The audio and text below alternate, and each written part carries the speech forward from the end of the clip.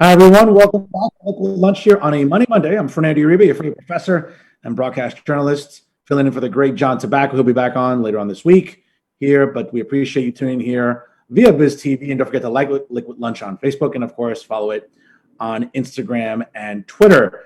One of the things about social media, folks, is the online sensation of TikTok. And while I refuse to participate in TikTok, I know millions of Americans, if not millions of people around the world, love to utilize the social media platform, for entertainment purposes or in many instances for informative purposes. And it seems that, many on TikTok are just taking to the online platform saying that COVID has indeed become political. And you know what? There's a TikTok out there that should really, really kind of open our eyes about, that being absolutely true. So let's check that segment out real quick here via TikTok and how it's become political, ultimately. Who made COVID-19 political? And please correct me if I'm wrong here.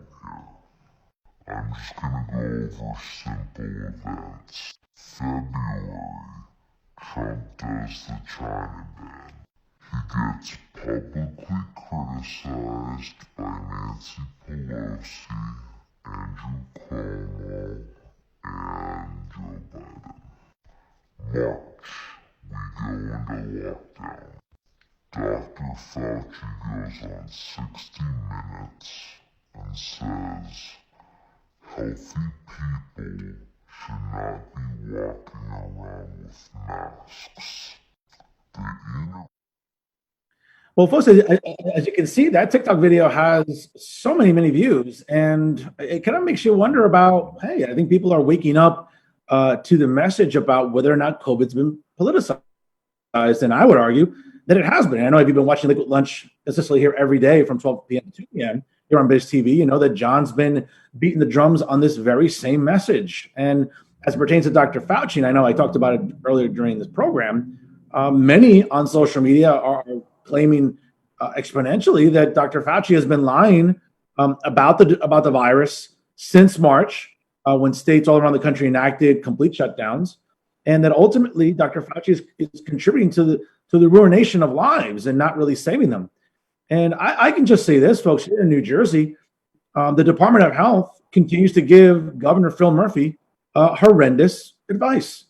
The governor, for whatever reason, feels that shutting down restaurants and other essential businesses or any part of the New Jersey economy and keeping things at, let's say, 25% capacity, for example, seems to be a good thing. And as we all know, other states that have enacted, let's say, 50% capacity for restaurants and dining and other businesses are continuing to thrive. Look no further than the great state of Texas and the great state of Florida, where, again, I was just there a couple of weeks ago and I saw firsthand how restaurants are doing better, businesses are doing better, and thus the state economy is doing better.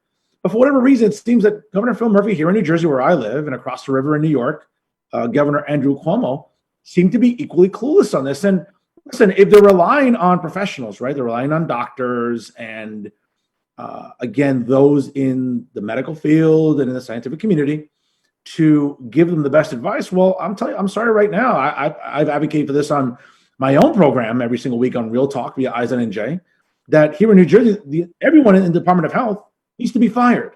They're giving governors horrendous advice, and in turn, they're destroying economies. And I think even many people would argue, and again, as you saw in the TikTok video, that there is a level of politicization when it comes to COVID, right? Where in red states, we're seeing them run considerably better than we do in blue states. And it's evident, folks, California, New York, Michigan, New Jersey, okay? These are states that are, Minnesota, for example, too. These are states that have blue governors, they're blue states. And the proof is in the pudding, folks, okay? You see it with your own eyes, how poorly run these states are. And when you're seeing contributing factors, like, again, Dr. Fauci at the federal level and the departments of health in all of these respective states doing everything to doom state economies, well, I'm sorry. This is why so many more people are becoming upset with government. And that's not, again, whether or not you like TikTok, I think is irrelevant. I think the message behind it is that COVID is politicized. It'll continue to be politicized specifically by the left in this country. And in the end, the one that's doing the most harm to is you and I, folks, the regular, everyday Americans.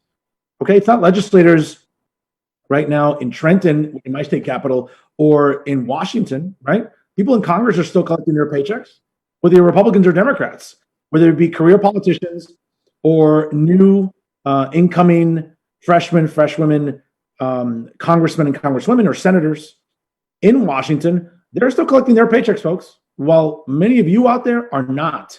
And I think that should kind of make you aware, and it should really make you upset. And I know it's something that John has talked about on this program repeatedly, and trying to get everyone as awake as possible as to this sort of dark reality that has encompassed us in 2020. And as you can see, it's something that could very well follow us into 2021. And, again, I can't say enough, ladies and gentlemen, about what this show represents to all of you out there, because it's one of the few shows, whether streaming online or any other show, whether you're watching, John today on Newsmax again simultaneously, whether you're watching the stream here on Facebook and you're also watching him on Newsmax on your local cable system, it's programs like this that are vital for us to be aware of what's going on, to ask questions, to fundamentally, dissent. Because, hey, if we can't hold government people accountable, because remember, it's not just, our right to question government. Folks, it's our responsibility to do that.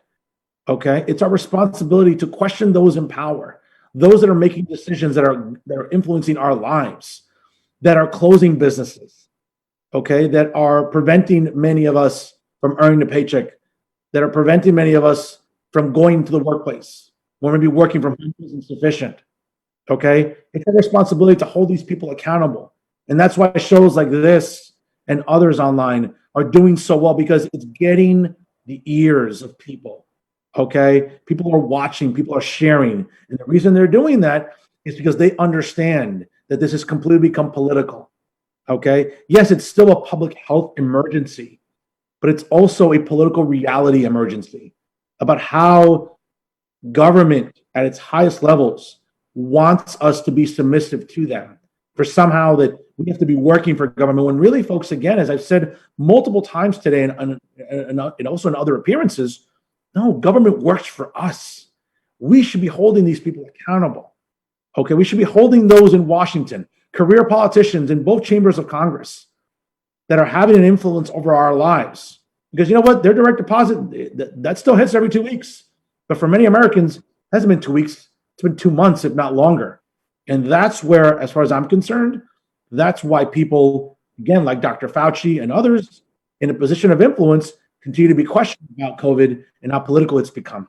So, again, we'll definitely keep you, in tune on this, because it's something that's not going away. And guess what? Us questioning government isn't going away either. Folks, we'll be right back right after this. You're watching Liquid Lunch here on Biz TV on Monday edition with Fernando Uribe filling in for the great John Tobacco. We'll be right back right after this.